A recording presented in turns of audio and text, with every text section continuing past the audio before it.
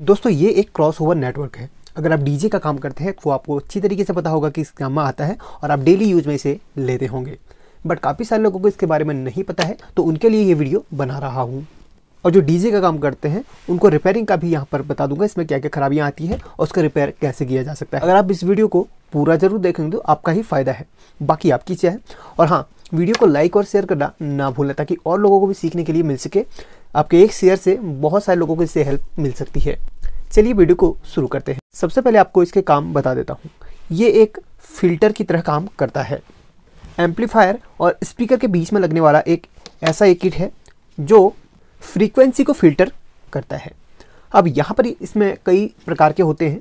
कोई बूफर में लगता है, कोई ट्विटर में लगता है। जैसे आपने स्पीकर के सबसे ऊपर टॉप में देखा होगा, अगर इमेज अवेलेबल होगा तो यहाँ पर आपको मैं दिखा दूंगा। तो इस तरीके से जो ट्विटर होता है हमारे डीजे स्पीकर पे, उसे डायरेक्ट एम्पलीफायर के साथ अगर आप चलाते हैं तो उसके खराब होने के चांसेस बहुत ज़्यादा होते हैं। अगर उस ट्विटर को इसके साथ लगाते हैं, यानी कि क्रॉसओवर के साथ अगर उसे लगाते हैं, उसकी साउंडिंग क्वालिटी पे इम्प्रूवमेंट होगा ही होगा, साथ में उसमें और अच्छा आपको परफॉर्मेंस मिलेगा और उसमें खराबी आने के चांसेस बहुत कम हो जाएंगे। इस क्रॉसओवर में ज़्यादा कंपोनेंट का इस्तेमाल नहीं होता है, बस आपको कुछ कैपेसिटर्स मिल जाएंगे और कुछ आपको रेजिस्टेंस मिल जाएंगे, एक पीटीसी मिल जाएगा और एक कॉइल मिल जाएगा। देखिए यहाँ पर जो ये लगाया जाता है, आपकी ऑडियो को फिल्टर करने का सबसे बड़ा इसका काम होता है और स्पीकर को ख़राब होने से बचाता है। अगर आपके एम्पलीफायर से ज़्यादा तेज़ फ्रीक्वेंसी आ रही है उसको लो भी कर देगा और लो को हाई भी करता है। अलग अलग टाइप्स के आते हैं और यहाँ पर आपको बता देना चाहूँगा, इसका जो मॉडल नंबर है D450 है। कोई अलग मॉडल नंबर का भी हो सकता है, कोई अलग मॉडल नंबर का भी हो सकता है। ज़्यादातर ये D450 का ही यूज में आता है। ये 8 ओम्स के लिए यहाँ पर लिखा हुआ है। अब आपको बता देना चाहूँगा इसमें खराबी क्या क्या आती है। उससे पहले आपको मैं इसके कनेक्शन भी बता देता हूँ, अगर नहीं पता है तो आपको बता देता हूँ। यहाँ पर देखिए 1 2 3 4 इसके पॉइंट्स दिए गए हैं। सभी में अलग अलग हो सकता है, कोई कोई ऐसे भी आते हैं जिसमें इनपुट एक होता है और कॉमन वाला आपको एक ही मिल जाएगा। एक आपको वूफर मिल जाएगा और एक आपको ट्विटर का मिल जाएगा, जिसमें आप ट्विटर और वूफर के लिए अलग अलग कनेक्शन ले सकते हैं। ये सिर्फ ट्विटर के लिए दिया गया है, कोई कोई वूफर के लिए भी होते हैं, कोई कोई ट्विटर के लिए भी होते हैं। जो वूफर के लिए होते हैं उनकी फ्रीक्वेंसी ज़्यादा होती है, ट्विटर के लिए थोड़ा सा कम होती है, क्योंकि ट्विटर में अगर आप डायरेक्ट एम्पलीफायर से आने वाले सिग्नल को आप डालते हैं तो ट्विटर ख़राब होने के चांसेस सबसे ज़्यादा होते हैं, क्योंकि उसमें स्पीकर की तरह ज़्यादा लोड सहने की क्षमता नहीं होती है। उसकी फ्रीक्वेंसी को कम करने के लिए यहाँ पर इस क्रॉसओवर का उपयोग किया जाता है। अगर आप इसे यूज़ करते हैं तो आपके बहुत सारे फ़ायदे हैं। पहली बात है, आपका स्पीकर जल्दी ख़राब नहीं होगा। दूसरा है, आपके स्पीकर में जो साउंड क्वालिटी है और अच्छी तरीके से आपको देखने के लिए मिलेगी, बिल्कुल फिल्टर्ड बिल्कुल आपको साउंड क्वालिटी मिलेगी। और तीसरा है, हमिंग या फिर नॉइस आपको बिल्कुल नहीं मिलेगी। अब इसे लगाया कैसे जाता है आपको मैं थोड़ा सा लास्ट में डायग्राम के थ्रू बता दूंगा। डायग्राम के थ्रू क्या बताना वैसे ही आपको मैं समझा देता हूँ। देखिए यहाँ पर पॉइंट्स हैं, 1 2 3 4 कनेक्शन बता देता हूँ। ये देखिए यहाँ पर इनपुट है ना, इनपुट कॉमन, ये दोनों कॉमन के हैं और ये आउटपुट का है। ठीक है, यहाँ से आप एम्पलीफायर से जो आपके 2 वायर आ रहे हैं, ठीक है, एम्पलीफायर से आपके 2 वायर आ रहे हैं स्पीकर के लिए, आप इनमें अटैच कर लीजिए, इनमें अटैच कर लीजिए।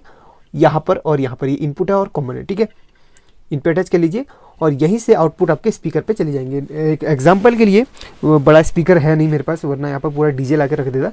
एग्जांपल के लिए आपका ये डीजे का स्पीकर है, एग्जांपल के लिए। तो आप इस नेटवर्क पे कैसे कनेक्शन करेंगे, ये देखिए, ये आपका प्लस का हो गया, ये आपका प्लस का और ये आपका कॉमन का, ठीक है। स्पीकर के वायर आपके यहाँ पे लग जाएंगे और जो एम्पलीफायर से आपका 2 वायर आ रहे हैं वो इसी जगह पे लग जाएंगे एम्पलीफायर से, यानी कि एम्पलीफायर से जो वायर स्पीकर के लिए जा रहे हैं उसके बीच में आपका नेटवर्क लग जाता है, क्रॉसओवर नेटवर्क लग जाता है।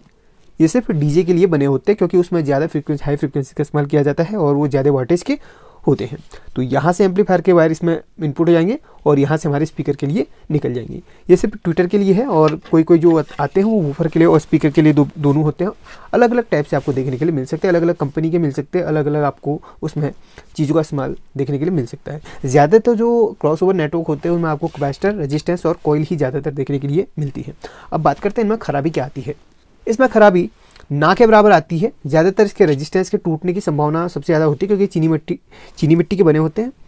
रेजिस्टेंस या तो टूटती है, ऐसे इसके प्रिंट टूट जाते हैं, कुछ इस तरीके से आपको लगते हैं, कभी इधर उधर मूव होते होते ये टूट जाते हैं, जैसे कि यहाँ पर टूटे हुए।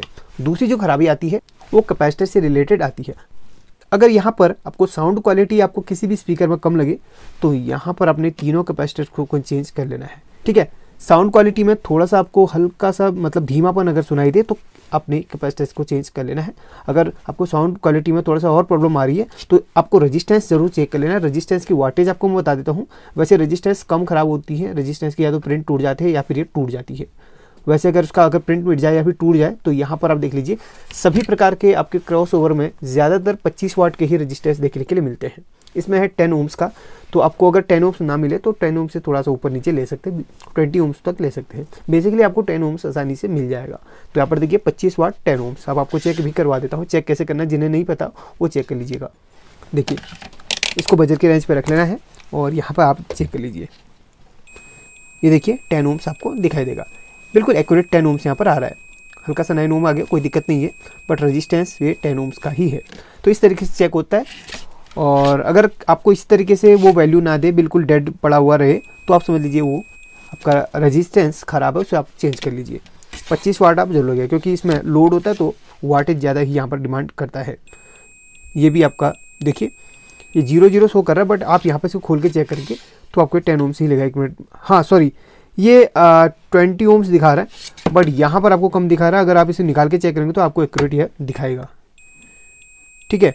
और ये वाला रेजिस्टेंस टूटा हुआ है तो इसको अभी हम जोड़ लेंगे। फिलहाल इसका हम चेक कर लेते हैं, इसको भी चेक कर लेते हैं। तो ये भी 10 ओम्स का है, यहाँ पर हाँ 10 ओम्स लिखा हुआ है। तो इस तरीके से यहाँ पर इसकी वैल्यू को चेक किया जाए। आप चाहें तो कॉइल को भी चेक कर सकते हैं। कॉइल का एक सिरा ये है और एक सिरा ये है। ये देखिए कॉइल भी आपको जितने ओम्स की होगी उतना शो करवा देगी। तो कॉइल अगर ख़राब होती है तो कॉइल कोई भी वहाँ पर आपको वैल्यू नहीं देगी, बिल्कुल डेड पड़ी रहेगी। अगर सही रहेगी तो आपको इस तरीके से बीप सुनाई देगी और वो जितने ओम्स की रहेगी वो उतना वो दिखा देगी, ठीक है।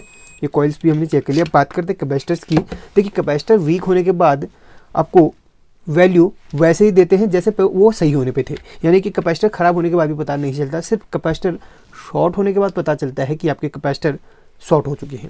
अगर जो अच्छे वाले कैपेसिटर होते हैं, बिल्कुल सही कंडीशन में होते हैं, वो कोई भी वैल्यू नहीं देते, जैसे कि आप यहाँ पर देख सकते हैं। कोई भी कैपेसिटर सही होने पे कोई भी वैल्यू नहीं देते हैं। हाँ अगर शॉर्ट हो जाते तो आपको इस तरीके से सुनाई देगा।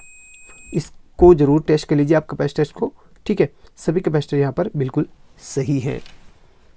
बस वीक होने की कंडीशन में कैपेसिटर को आप एक कैपेसिटर टेस्टर करके एक आता है ना मल्टीमीटर, तो उसमें चेक कर सकते हैं। वैसे चेक करने की ज़रूरत नहीं है। साउंड क्वालिटी में आपको थोड़ा सा प्रॉब्लम आ रहा है, थोड़ा सा कमी आपको लग रही है, तो आप कैपेसिटर को बेझिझक चेंज कर लीजिए।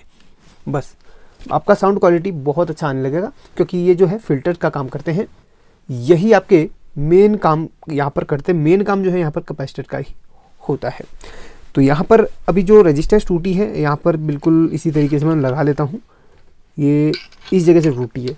चलिए सबसे पहले इसको मैं डिसोल्डरिंग कर देता हूँ और उसके बाद इसको लगा लूँगा। तो यहाँ पर एक कंपोनेंट और लगा है PTC, यानी कि पॉजिटिव टेम्परेचर कोएफिशिएंट। ये एक थर्मिस्टर की तरह सर्किट पे काम करता है। सर्किट के वोल्टेज अगर बढ़ने लगते हैं तो यहाँ पर इसका रेजिस्टेंस बढ़ता चला जाता है, ठीक है, बढ़ता चला जाता है।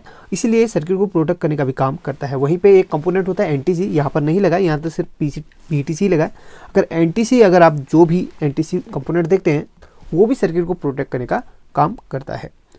तो यहाँ पर ये प्रोटेक्ट के तौर पर लगाया गया है। ये भी अगर आप इसे भी चेक करते हैं तो ये भी बिल्कुल इस तरीके से वैल्यू दे देगा, बिल्कुल 0 काफ़ी सारे लोग सोचते कि यार ये कैपेसिटर है, जैसे कि नॉर्मली कैपेसिटर्स होते हैं सर्किट पे। आपको दिखाना चाहूँगा इस तरीके से, ठीक है। इसी तरीके से कैपेसिटर होते हैं, उन पे चेक करते तो उन पे आपको कोई भी वैल्यू शो नहीं होती है। इस पे वैल्यू शो होती है PTC है, ठीक है। तो ये कन्फ्यूजन आप बिल्कुल मत रखिए। PTC में आपको वैल्यू दिखाई दे तो आप घबराइए मत। तो काफ़ी लोग इसको कैपेसिटर समझ के, शॉर्ट है समझ के इसको अलग कर देते हैं, ऐसा मत कीजिएगा। ये PTC है, आपको मैंने फिर से बता दिया। अब चलिए यहाँ पर इसको मैं रेजिस्टेंस को अलग कर लेता हूँ और यहाँ पर चलिए थोड़ा सा आयरन हीट होने के लिए छोड़ देते हैं। और एक चीज़ आपको और बताना चाहूँगा, रेजिस्टेंस को आप ऐसे कैसे भी लगा लीजिए, कोई दिक्कत नहीं है। काफ़ी सारे लोगों को पता नहीं होता है रेजिस्टेंस भाई हम लेके आ गए, अब लगाएं कैसे। तो रेजिस्टेंस को आप किसी भी तरीके से लगा सकते हैं, या इस तरीके से लगाएं या फिर इस तरीके से लगाएं। और एक कैपेसिटर को भी आप उल्टा सुल्टा कैसे भी लगा सकते हैं।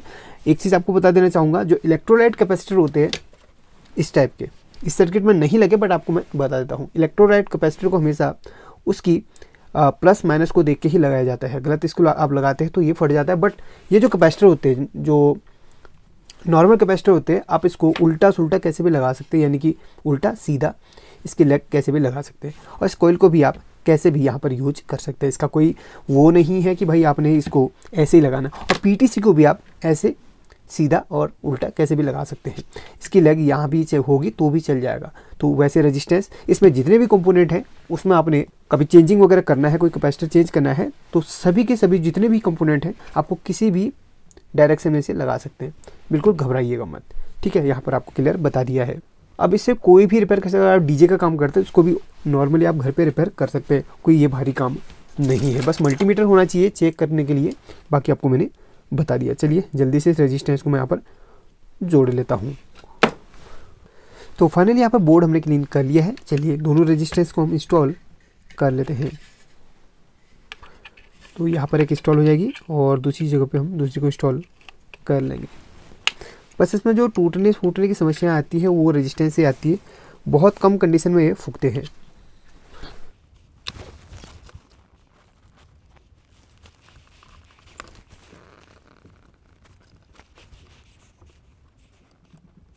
तो फाइनली इसे हमने जोड़ लिया है। इस तरीके से इसकी रिपेयरिंग करी जाती है, उसके बारे में आपको डिटेल से बता दिया। फिर भी अगर आपके मन में कोई भी कमेंट हो या फिर कोई भी सवाल हो, आप बिल्कुल कमेंट में लिख सकते हैं।